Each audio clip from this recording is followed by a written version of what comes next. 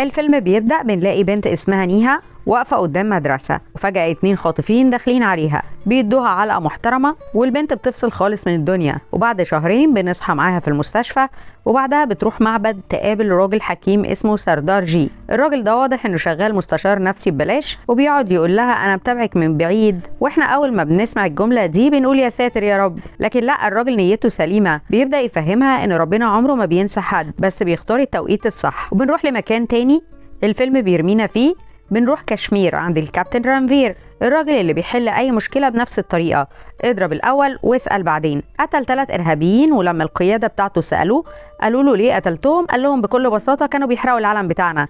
وبدل ما ياخد ترقيه خد عقوبه انه يمشي 25 كيلومتر. يعني الجيش قال له طالما بتحب الاكشن اتفضل اكشن. وبعد ما خلص الماراثون العسكري ده، صاحبه قال له يا ابني تليفونك هيولع من كتر الرن.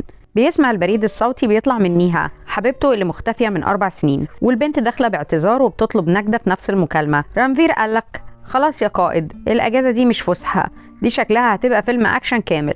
ورانفير وهو راكب في الطريق الفيلم قرر يضغط على زرار فلاش باك بدون سابق انذار. نرجع ايام الكليه ونلاقي صاحبه نيها اتصلت برانفير مجرد هزار وتقفيل دماغ. رانفير بقى بدل ما يقفل السكه ويكمل يومه راح بنفسه يشوف مين اللي بيعكسه. اول ما شاف نيها بصوا لبعض البصه السينمائيه الشهيره اللي معناها اهو البطل وقع والموضوع خلاص خلص. تاني يوم رانفير راح وقف قدامها وقال لها بكل ثقه انا بحبك، وبعدها مشي، لا سلام عليكم ولا فرصه انها حتى ترد. الراجل رمى القنبله وخلع. ابو نيها كان واقف وبيبص للمشهد وقال في نفسه هو احنا ناقصين، وقال لبنته تبعد عنه خالص. بعدها بشويه ورانفير بيلعب باسكت مع اصحابه، نيها هي اللي راحت له المره دي واديته رقمها وقالت له ان طريقته عجبتها. سبحان مغير الاحوال، من ابعد عنه لخد رقم يا معلم. وفي كام مشهد بس العلاقه بينهم بدات تكبر، ورانفير قال طالما احنا داخلين ندخل مره واحده، وطلب منها الجواز. لكن نيها بدأت تحكي له عن حبيبها القديم اللي كسر قلبها، وإنها خايفة تتعلق بحد ويختفي هو كمان. رانفير دخل في مود شاعر وقال لها إنه هيفضل يحبها طول عمره، وإحنا قاعدين نقول يا ابني ما توعدش في فيلم هندي، الوعود دي بيبقى عليها اختبار صعب جدا. نرجع للحاضر، رانفير بيقابل نيها في مطعم، وأول ما شافها حس إن في حاجة غلط. البنت قاعدة متنحة كل شويه تبص حواليها كانها مستنيه حد يطلع من تحت الترابيزه. رانفير قال لها انه لسه ما اتجوزش وانه بقى ضابط في الجيش. وهنا نيها فجاه قالت له المصيبه الكبيره، قالت له بنتي ريا مختفيه بقالها شهرين. فرانفير اتصدم، واحنا كمان اتصدمنا لاننا اصلا ما كناش نعرف ان عندها بنت. المهم البنت فضلت تترجى يساعدها، ورانفير وافق من غير حتى ما يفكر، لانه واضح ان الراجل عنده حساسيه من كلمه ساعدني. بعدها راح يأجر عربيه من واحد اسمه عثمان، واول ما عثمان عرف انه عسكري بقى يعامله كانه صاحبه من ايام الحضانه. نيها رجعت تقابله وقالت له انها لفت على كل الناس وكل واحد كان بيديها الرد العالمي هنشوف، واللي هنشوف دي معناها مش هيحصل حاجه. رانفير سالها اذا كانت بلغت الشرطه، فقالت له ان الشرطه اصلا كانت عايزه تقفل القضيه وتروح تشرب شاي. فقال لها خلاص يلا بينا على القسم. دخلوا القسم وقابلوا المفتش كوتي، هو ده بقى اللي نفسه حد يقول له يا كوتي. الراجل اول ما شافهم كان باين عليه انه نفسه يخلص الشيفت ويروح. اداهم الملف بتاع القضيه، ورانفير اول ما فتحه عشان يقرا كوتي خطفه منه بمنتهى الرخامه، وكمان اتعامل مع نيها بقله ذوق. وطبعا دي كانت اسوأ فكره يعملها قدام واحد اسمه رانفير. في اقل من دقيقه الاسم كله بقى حلبة مصارعه، رانفير بيوزع بوكسات يمين وبوكسات شمال، والشرطه شكلها ندمت انها جت الشغل النهارده، ونيها بالعافيه قدرت تهديه قبل ما الاسم كله يتحول لأطلال. وطبعا النهايه الطبيعيه لاي خناقه مع الشرطه، رانفير دخل الحجز. بالليل الشرطه قالت لنيها ترجعي البيت، بينما رانفير هيكون جوه بيتسأل بالطريقه التقليديه جدا، اضرب الاول واسال بعدين. لكن وهما بيعذبوه واحد منهم لاحظ اثر رصاصه قديمه في جسمه، رجعوا بطاقته لقوا الراجل ضابط جيش فعلا. في اللحظه دي المعامله اتغيرت 180 درجه، من الضرب بالعصايه اللي تحب تشرب شاي يا فندم. وبعد شويه المدير العام للشرطه شرجيل وصل بنفسه وامر يخرجوا رانفير فورا. فرانفير قال له بمنتهى الثقه القانون ما يخليش الشرطه تقبض على ضابط جيش. شرجيل ابتسم وقال له كلام جميل، بس انت دلوقتي في اجازه، يعني بالنسبه لنا مواطن عادي جدا. يعني الراجل استخدم ضده بند انت اوفلاين حاليا. وفي نفس النقاش بيرن تليفون رانفير الكولونيل رانجيت على الخط، وقال له يرجع للقاعده الصبح. ونشكر ربنا ان شرجيل صاحبه، والا كان زمانه بيعد الطوب بتاع المبنى بتاع السجن. رانفير وافق، لكنه وهو راجع مع عثمان كان دماغه هتنفجر، يكمل اوامر الجيش ولا ينفذ وعده لنيها. عثمان اللي فجاه قلب دكتور تنميه بشريه قال له لما قلبك وعقلك يتخانقوا اسمع قلبك. فرانفير قال له خلاص لف بينا وارجع بالعربيه. وواضح ان الفيلم من اللحظه دي قرر يقول لنا الاجازه دي مش هتخلص على خير. ورانفير اول ما لف بالعربيه راح على المدرسه اللي كانت ريا بتدرس فيها. دخل على المدير بكل ثقة وقال له أنا عاوز أعرف كل حاجة عن يوم الخطف. المدير رد عليه بالرد الرسمي لأي موظف مش عايز يشتغل: ما عنديش معلومات. فرانفير بص حواليه وقال: انتوا حتى البخل بقى على المعلومات. وهو خارج لمح بيت قدام المدرسة فيه كاميرا مراقبة، قال: الحمد لله اخيرا حاجه في الفيلم بتشتغل غير العضلات. وراح لصاحب البيت والبواب وفضل يسالهم عن يوم الخطف، لكن الاتنين كانوا عاملين نفسهم مش سامعين، شكلهم حافظين جمله ما اعرفش وانا مالي ماليش دعوه ما شفتش. رجع بعد كده بيت نيها والبنت كانت حاسه بالذنب، فضلت تعتذر له وتقول له ان كل المشاكل دي بسببها. فرانفير قال لها: سيبك من الكلام ده، اديني صوره ريا. نيها قالت له منتهى البرود: ما عنديش. فرانفير وقف كده ثانيتين يحاول يستوعب يعني ايه ما عندكيش صوره لبنتك؟ حتى الناس اللي عندها قطه بيبقى عندها 2000 صوره ليها. وقبل ما يعرف يسأل أكتر، نيها اتوترت وقالت له: امشي بسرعة، أخو جوزي ساني طالع. رانفير بدل ما يمشي زي أي بني آدم طبيعي قرر يستخبى. الراجل عنده فضول أكتر من أي مخبر في الدنيا. وهو مستخبي سمع الحوار بين نيها وساني، واكتشف ان ساني مدمن مخدرات وشكله داخل خارج على البيت كانه رايح السوبر ماركت. واول ما ساني مشي رانفير طلب عنوانه ورقمه واتصل بيه. فساني اول ما عرف ان المكالمه بخصوص ريا قفل السكه في وشه اسرع من شركات الاتصالات لما رصيدك يخلص. بعدها رانفير قابل صاحبه القديم سوكي والاتنين راحوا فرح، واكيد بما ان ده فيلم هندي اي فرح لازم يجيب معاه ذكريات مؤلمه. افتكر اليوم اللي ابو نيها اهانوا فيها قدام الناس كلها، ونيها ساعتها وقفت تتفرج كانها بتتفرج على مسلسل. لكن المفاجاه حصلت تاني يوم، نيها راحت له البيت وقالت له: انا موافقه نتجوز. فرانفير كان ناقص عينيه يطلع العاب ناريه من كتر الفرحه، لكن السيناريو هنا افتكر انه لسه معذبش البطل كفايه. بيرن التليفون ويطلع والد نيها في المستشفى. الراجل قال لها انه عنده سرطان في المرحله الرابعه، وفي ثانيه واحده مشروع الجواز اتحول لمشروع الغاء بدون رجوع. نيها اختفت وقفلت تليفونها، ورانفير فضل مستنيها، واحنا عرفنا ان الراجل ده نص عمره هيقضيه في الانتظار. فنرجع بقى للحاضر. ضابط سكران خبط في رانفير ووقع منه كارت الخدمه، ورانفير اول ما شاف الكارت قال: الله، دي هتبقى مفتاح اللعبه. راح بيه على البيت اللي فيه الكاميرات واقنع اصحاب البيت انه يشوف التسجيلات، وفتح الفيديو بتاع يوم الخطف لقى اهم جزء في التسجيل ممسوح، يعني اللي مسحه كان فاهم شغله او على الاقل بيعرف يستخدم زرار ديليت. رانفير رجع يبص على التسجيلات بتاعت اليوم اللي قبله، وفجاه لمح ساني واقف حوالين المدرسه. قال: بدات الريحه تطلع. ادى للبواب شويه فلوس وقال له يدور على النسخه المحذوفه.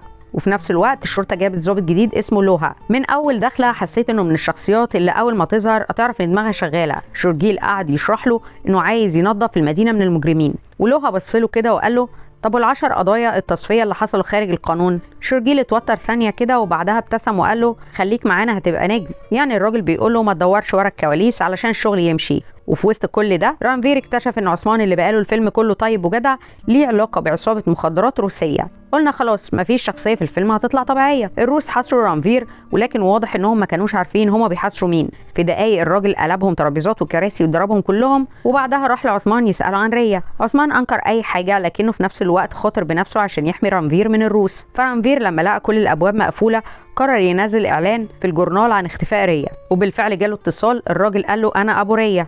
رانفير قال في نفسه: يا سلام اخيرا. راح قابله في المطعم، لكن الراجل قال له ان ريا بنته واختفت في مومباي. رانفير كان خلاص هيقلب الترابيزه فوق دماغه، لكن الراجل طلع شهاده ميلاد تثبت كلامه. هنا احنا بقينا محتاجين سبوره وقلم علشان نعرف مين ابو مين. وقبل ما يستوعب الصدمه بيجيله اتصال من شيكار جوز نيها، وطلب منه يقابله. وطبعا احنا عارفين ان المقابله دي مستحيل تعدي على خير. رانفير راح يقابل شيكار وهو داخل متوقع انه اخيرا هيعرف مكان ريا، لكن شيكار قرر يقلب الفيلم كله على دماغنا. قال له: بص يا رانفير، نيها عندها مشكلة نفسية من بعد حادثة حصلت لها، اتخبطت على دماغها، ومن يومها وهي مقتنعة ان عندها بنت اسمها ريا، مع ان احنا اصلا ما خلفناش اطفال. فرانفير سكت واحنا سكتنا، واللي كاتب السيناريو ده قاعد يضحك علينا من بعيد. فجأة كل التصرفات الغريبة بدأت تركب على بعضها، مفيش صور لريا ومحدش شافها، والشرطة بتقول مفيش بنت. فقال خلاص يمكن فعلا شيكار بيقول الحقيقة. خرج من عنده وهو عامل لدماغه إعادة تحميل، وفجأة البواب اتصل بيه وقال له: لقيت الفيديو الممسوح. رانفير جري عليه كأنه راح يستلم نتيجة الثانوية العامة. فتح الفيديو لقى نيها واقفة قدام المدرسة لوحدها، ومفيش طفلة، مفيش ريا، ولا حتى كلب معدي في الشارع. هنا رانفير حس ان الأرض بتلف بيه، وجري على نيها بسرعة. دخل عليها وقال لها: اسمعيني، مفيش بنت اسمها ريا، انتي تعبانة، وكل اللي بتحكيه ده مجرد أوهام. الكلمات دي بالنسبة لها كانت أصعب من أي ضربة، وقالت له: حتى انت بقيت زيهم؟ وطلبت منه يمشي. فرانفير خرج وهو مكسور، لكنه وهو خارج لمح على الحيطة مقياس طول الأطفال وعليه علامات مكتوب جنبها اسم ريا. وقف مكانه وقال: استنى، امال ده ايه؟ لف بسرعة، لكن للأسف كان فات الأوان. نيها كانت رمت نفسها من البلكونة. الفيلم ادانا شويه اكتئاب كده على السريع، ورانفير جري عليها وقعد يعيط بحرقه لانه اكتشف انه صدق الشخص الغلط وكسر اخر امل عندها. بعدها الضابط الجديد لوها وصل الشقه عشان يحقق. شيكار اول ما شافه قال له بدل ما تضيع وقتك هنا روح دور على القاتل. ولوها كان من النوع اللي عينه بتلقط اي حاجه، بص لقى كاميرا مراقبه قال لرجالته هاتولي التسجيلات. راجع مكالمات نيها فلقى اخر رقم كان بيتكلمه هو رانفير. وطبعا كوتي اللي مستني اي فرصه يلبس رانفير قال له اهو قلت لك الراجل ده ورا كل حاجه. ولوها قال تمام هروح اقابله بنفسي. وفي نفس الوقت عثمان راح لرانفير ووشه كله ندم وقال له انا السبب في اللي حصل، واعترف انه شاف ريا بنفسه. والله بنفسه. وقال انها كانت موجوده في بيت ساني، لكن ساني عطاله رشوه شويه فلوس وهدده بالقتل فسكت. فرانفير اول ما سمع الكلام قال يعني البنت كانت موجوده طول الوقت، ومن غير ما يفكر ثانيه طلع يجري على بيت ساني. لكن رجاله ساني كانوا سابقينه وكانوا رايحين يقتلوا رانفير، بس من سوء حظهم قتلوا واحد تاني بالغلط. واضح ان حتى الاغتيالات عندهم فيها نسبه خطا. ورانفير ركب معاهم الاسانسير من غير ما يعرفوه. تخيل تبقى رايح تقتل واحد تلاقيه واقف جنبك مستني الدور ينزل، وفي عز الطلوع لوها اتصل بيه وقال له ما تتحركش من الفندق. فرانفير رد عليه بالطريقه المعتاده ولا كانه سمع حاجه.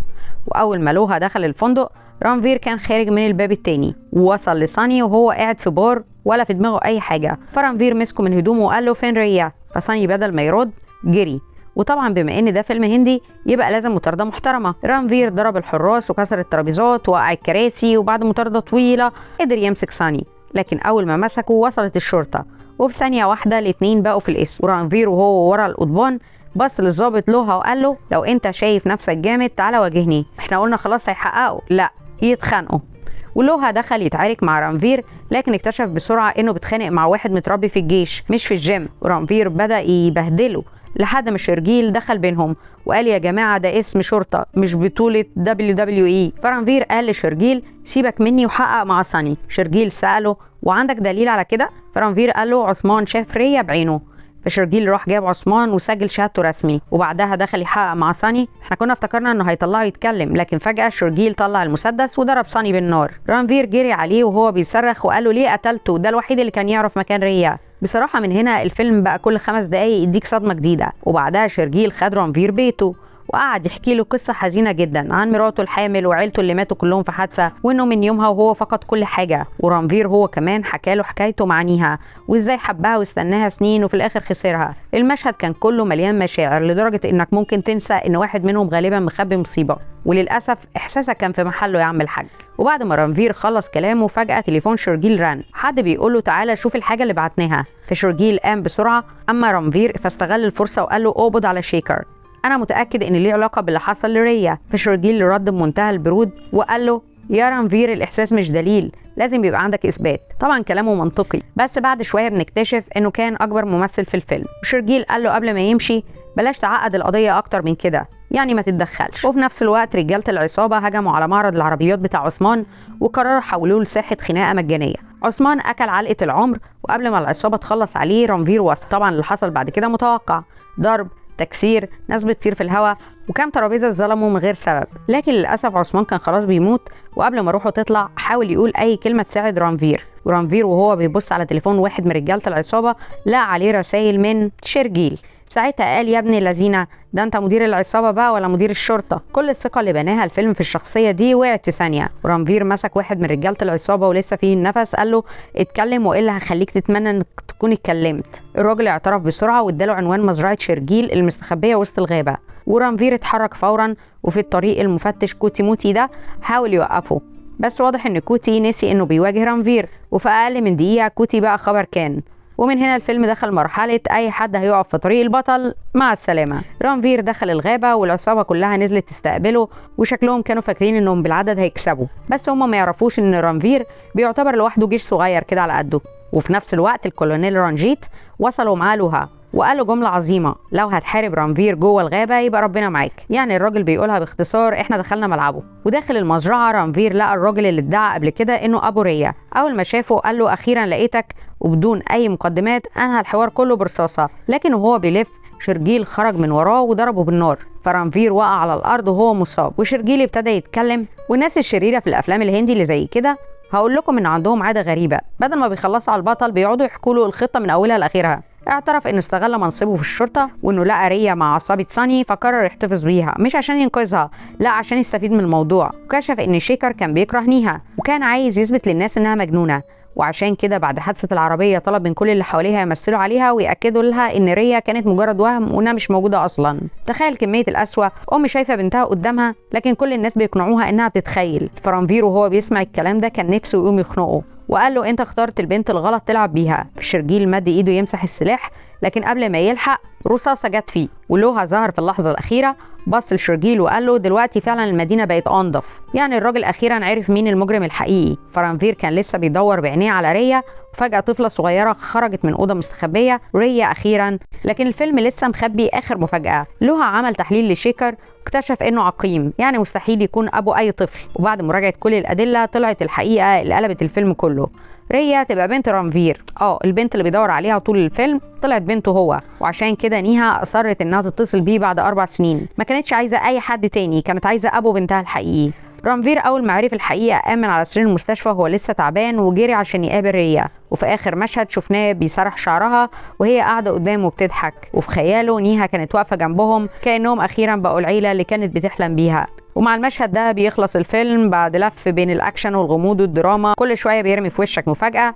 وبصراحه لو كنت متوقع النهايه دي من اول الفيلم يبقى انت اكيد اللي كتبت السيناريو ده. شكرا على المشاهده، ولو الملخص عجبك ما تنساش اللايك والاشتراك وفعل الجرس عشان يوصلك كل جديد.